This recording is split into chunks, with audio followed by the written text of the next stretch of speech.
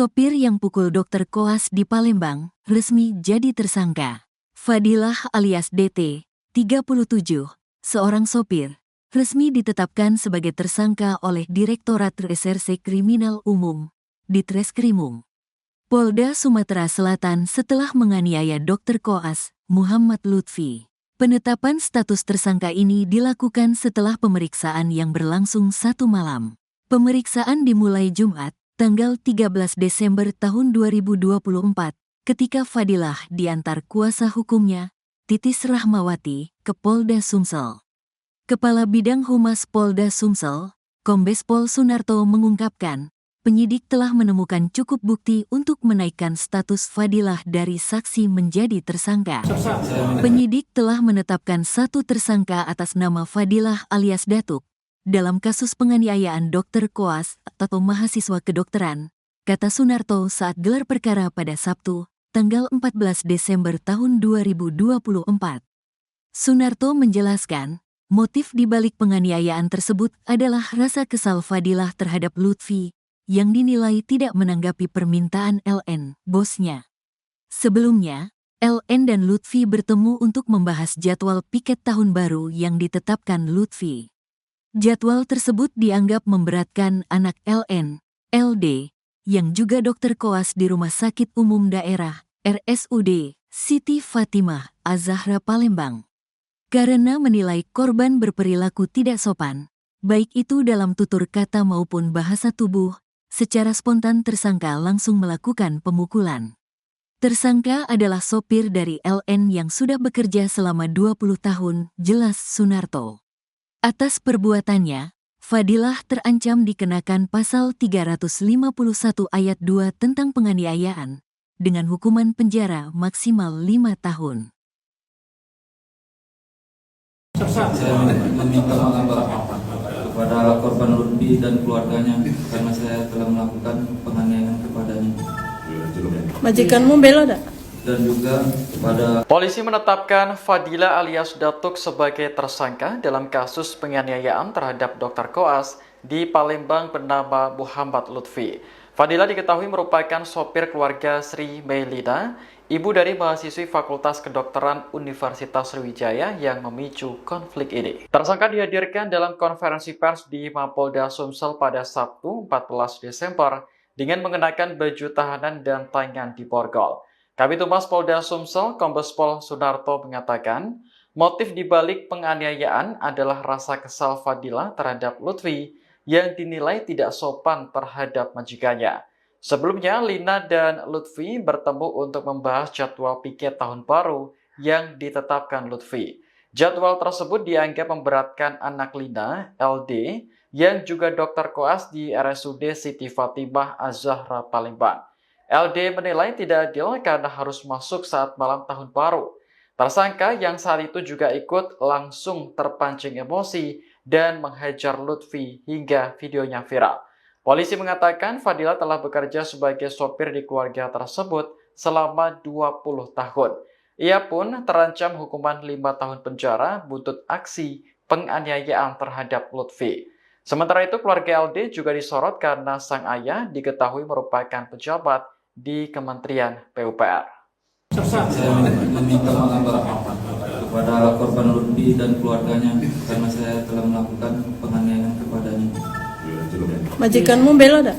Dan juga kepada keluarga Ibu Lina, Bapak Reddy dan Lady, saya meminta maaf yang sebesar-besarnya karena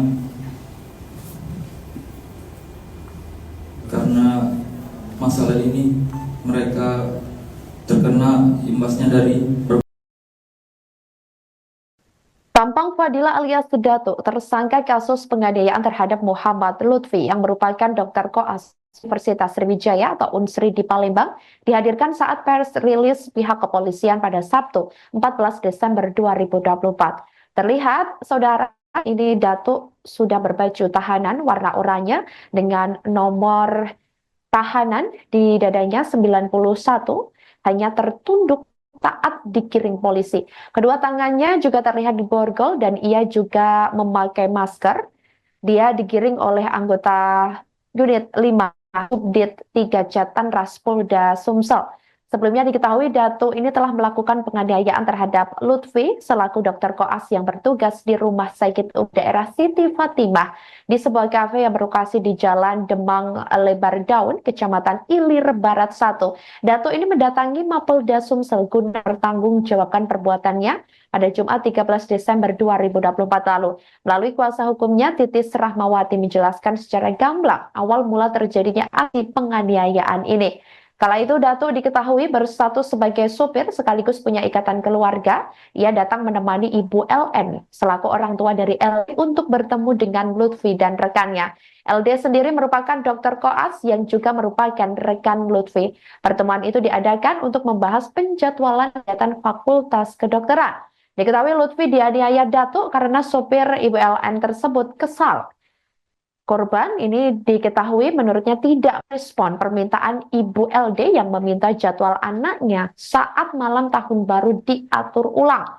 Kuasa hukum LD, Titis Rahmawati, yang juga merupakan kuasa hukum dari tersangka ini menyerahkan Datuk ke Polda Sumsel dalam rangka pemeriksaan setelah menganiaya Lutfi. Titis mengatakan ini proses hukum masih berjalan dan pihak kepolisian berusaha menghormati jalannya penyelidikan dengan menyerahkan terlapor ke unit 5/3 Jatanras Polda Sumatera Selatan.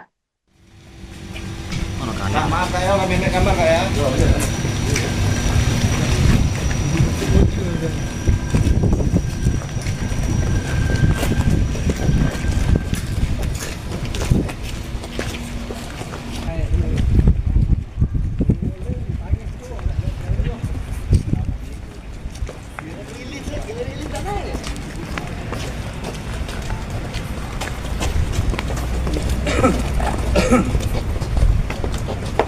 Jangan gandeng kok,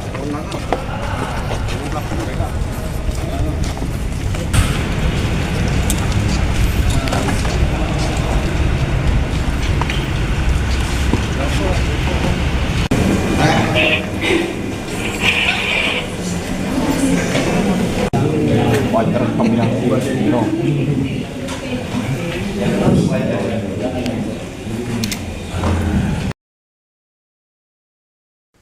Penganiaya dokter koas Fakultas Kedokteran Universitas Sriwijaya atau Unsri di Palembang ditetapkan sebagai tersangka pada Sabtu 14 Desember 2024. Diketahui tersangka bernama Fadil alias Datuk berusia 36 tahun yang menganiaya dokter koas bernama Muhammad Lutfi. Datuk juga dihadirkan dalam pers rilis di Krimum Polda Sumsel dan sudah memakai baju tahanan warna oranye.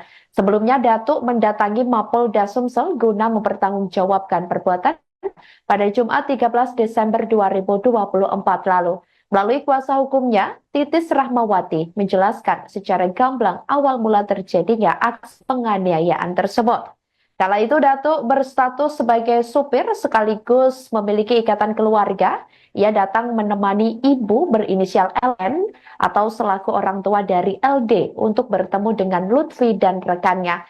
LD sendiri ini diketahui merupakan dokter koas yang juga merupakan rekan Lutfi. Pertemuan itu diadakan untuk membahas penjadwalan kegiatan Fakultas Kedokteran. Diketahui Ibu LN bertujuan berkomunikasi dengan Lutfi yang mengira anaknya atau LD ini kurang bisa berkomunikasi sesama koas. Saat pertemuan tersebut, LN meminta agar jadwal piket LD atau jaga malam sebagai koas ini di malam tahun baru diatur ulang.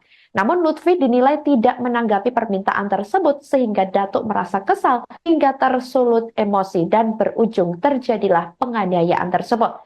Titis mengatakan tidak meresponnya Lutfi mungkin karena ada tanggung jawab di kampusnya dan kebetulan LD juga mengikuti proses yang sama. Sementara ada kemungkinan juga dari LD ada beban terlalu berat dan ada sesuatu yang tidak diperlakukan sama. Menurutnya, tingkah orang untuk menghadapi situasi ini berbeda-beda termasuk perbedaan usia juga mempengaruhi.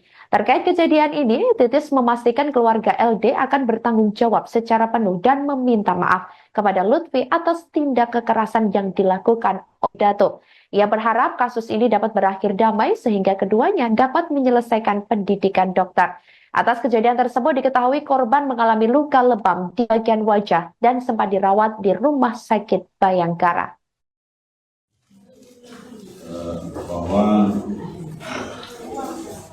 penyidikan, proses penyidikan dilaksanakan oleh Subdit 3 Unit 5. Ini dilaksanakan secara profesional dan proporsional.